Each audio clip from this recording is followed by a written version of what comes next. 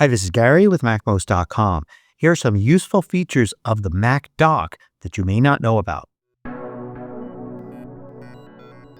So, of course, the main purpose of the dock is to hold your most common app icons so you can easily launch them. Some of the icons have a little bit of functionality to them. I want to draw your attention to this one, the calendar icon. If you look at the calendar app in the applications folder, you'll see that it has this default app icon that stays the same all the time. But in the dock, if you've got calendar there, it actually shows you today's day and date. So this is another place you can view it. You could also, of course, have it in the menu bar at the top right. I actually have it turned off here. And if you go into System Settings and then Menu Bar, and you can look there and you've got clock options. So if you want to disable the date in the menu bar because you've already got it here in the dock in the calendar icon, you can do so. A similar app is the clock app. You could see the icon for it here in the applications folder, but it doesn't show the time there. It always shows 10:09. However, if you were to drag it to the dock and add it there, notice the icon in the dock shows the actual time. So that could be an alternative to looking in the menu bar for the clock. Unfortunately, you can't get rid of the clock completely from the menu bar as it has the functionality of being where you click to bring up Notification Center. But when the menu bar isn't visible, say you have it hidden normally or just hidden when you're looking at full screen app windows, you also can check the dock for the time. Now, there is another app that will actually show you information if it's in the dock, but you have to put it in the dock and turn it on. You won't find it in the applications folder. You have to go down into the utilities folder inside the applications folder. Then you see it here with its regular icon. Drag that to the dock, put it wherever you like. And at first, it won't show you anything. Even when you launch it, it's not going to show you anything. But you can go to View and then go to Dock Icon and set it to show CPU usage, CPU history, network usage, and disk activity. If you leave it at Show Application Icon, then it just shows the default icon. So, for instance, I can do CPU history here, and then the icon here will change to be this little chart here that will, go from right to left, showing you the current CPU usage. Let's switch it here to, say, disk activity, and then we'll see a little graph there. And of course, this is the same information you'll get here if you go to disk in Activity Monitor.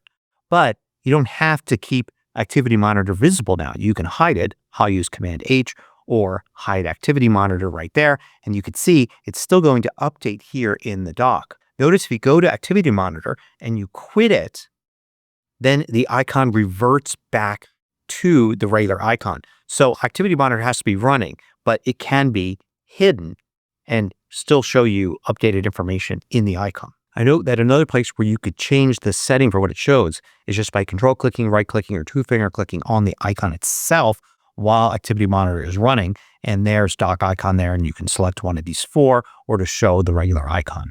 If you find these videos valuable, consider joining the more than 2,000 others that support MACMOST through Patreon. You get exclusive content, course discounts, and more.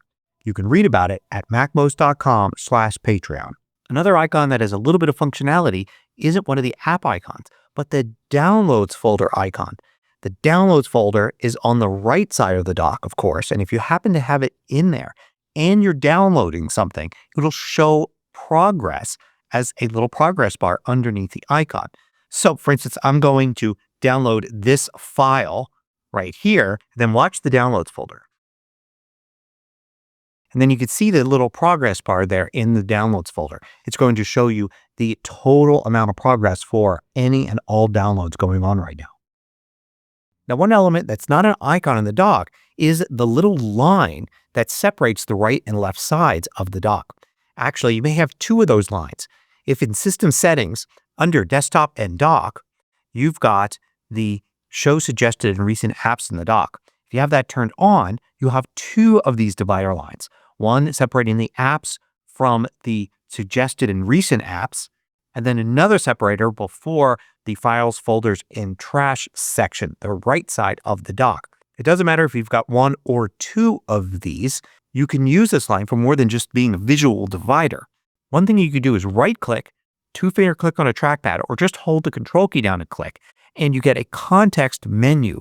And the context menu gives you access to some of the dock settings without needing to go into system settings. You can turn hiding on or off, turn magnification on or off, position the dock on the left, right, or bottom of the screen, and set how the animation works for minimizing an app, whether it's the little genie shrink effect or a regular scale. You can also get right to the dock settings from here. You can also do something else with the line. Instead of the control key, hold the command key down, and then you can click and drag up or down to change the size of the icons. You can't go larger than the amount of space you've got. So this is as large as I can get, but I could certainly go a lot smaller. So you can adjust the size without having to go into settings and seeing exactly what it looks like so you can try out different sizes. Now, another thing you can do with the dock is you can use it as not just an app switcher by clicking on any app here, but also as a window switcher. So for instance, here in Pages, I have 3 different windows open, but if I control click, right click, two-finger click, or simply click and hold for a second, I get a list that shows me all of the currently open windows, and I could bring one to the front by selecting it. Even if I've, say, minimized one window and then maybe hidden the app with Command H, I can still see all of these here. It shows a diamond next to the minimize window, and it shows the other 2 windows, including which one is the currently active one, even when the app is hidden. So I can jump to any window I want from any state using the context menu here in a dock app icon. Notice it even also shows recently opened documents in some apps, like here in Pages. Now you may notice in my dock, I've got 2 spots where there's a red circle with a number in it. These are called badges, and they show you how many notifications are pending. I have 3 notifications in Mail and 1 here in Reminders. Now, sometimes they're useful. You may want to see that there's a notification there in Reminders. Sometimes, though, you may want to hide these for certain apps. You can do this by going into System Settings and then going to Notifications. And then you can go to the app that you want. So, for instance, let's go to Reminders here. And when I look at the settings for Reminders, I could see here Badge Application Icon. If I turn this off, notice the badge goes away. You could do this for any app. So only keep the badge application icon setting turned on for your most important apps, and perhaps hide it for apps where you really don't care about the number of notifications. Now, for Mail, you could do the same thing right here, turn off the badge completely. But Mail has a special setting. You go into Mail, and then you go into Settings here, then go to General. In General, you could change the unread count. Here, it's going to show unread messages in primary. You could set it to inbox only, and you could see I've got a different number there, or all mailboxes. In other words, all unread mail, even stuff that's archived and in other folders where you've saved things. If it's marked as unread, then it's going to add to that number. In most cases, you probably just want to have inbox only or primary. But you could also do some things here with smart mailboxes. Any smart mailbox that you create, you could set that instead. Now, a question I get asked a lot is about the dots that appear under apps. You can see one there underneath Pages. If we run some other apps, like we'll run Freeform here and Calendar here, then we could see there are dots under there. That just shows that the app is currently running. So you could tell which apps are closed completely and which apps have a window or are just running in the background even without a window. But if you don't like those dots, as some people don't, you can go into System Settings, go to Desktop and Dock, and there is the Show Indicators for Open Application setting. You switch that off, and now you have no more dots. Now, my last tip is about arranging the app icons in the dock. Of course, you can click and drag and rearrange them as you like. You want to group them together. There's really no way to actually define a group, except you could add a small space that doesn't contain any icon at all. And this can help with grouping. The way to do that is you have to go into Terminal. Then you have to use this exact command. It's going to use the defaults command and you're going to write to the com.apple.doc preferences. You're going to change a setting called persistent-apps. That has in it a list, an array. So you're going to add to it with -array-add. And then the element you're going to add is this one right here. It's basically the property title type equals spacer-title. So you have to type this exactly. Don't make any mistakes. I'll include something for you to copy and paste at the post at macmost.com for this video. So I'm going to press return, and it's not going to do anything right away because the dock has to restart. To restart the dock, you do kill all, which is one word, then dock, which is a capital D. When you do that, you'll see the dock restart. Then you'll see this space that's now placed there. It's placed at the end. I've got some running apps here, but at the end of my persistent apps, it's there.